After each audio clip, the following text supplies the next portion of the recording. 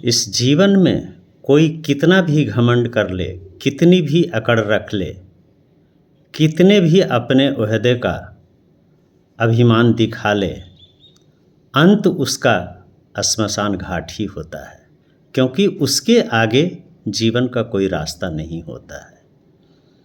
इसलिए कभी भी अगर घमंड हो अपने पद का, अपने पैसे का, अपने खूबसूरती का, तो एक बार कोशिश करना श्मशान घाट पर जाकर देखना कि वहाँ पैसे वाले, ओहदे वाले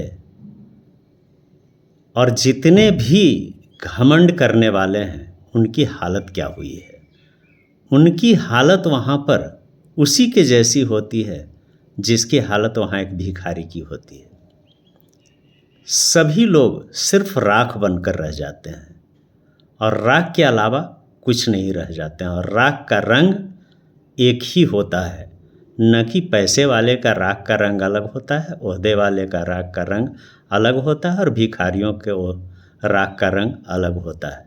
वहाँ जाने के बाद सबके राख का रंग एक ही हो जाता है।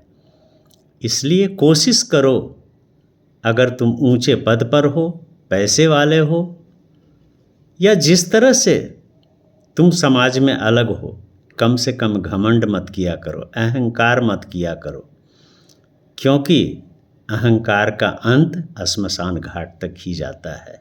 और श्मशान घाट पर जाने के बाद तुम्हारे ऊपर भी सफ़ेद कफन ही डाला जाएगा और भिखारियों के ऊपर भी सफ़ेद कफन ही डाला जाएगा, न कि तुम्हारे ऊपर सोने चांदी और जवाहरात लादे जाएंगे, क्योंकि तुम्हारे घर वाले भी जानते हैं कि ये जलकर राख हो जाएगा।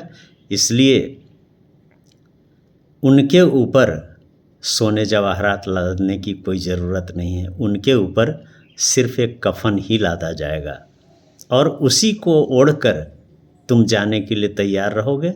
और वो भी तुम्हारे साथ नहीं जाएगा, क्योंकि तुम्हारे जलने से पहले वो सफ़ेद चादर भी जलकर राख हो जाएगा और तुम नंगे शरीर से जलते हुए इस दुनिया से चले जाओगे।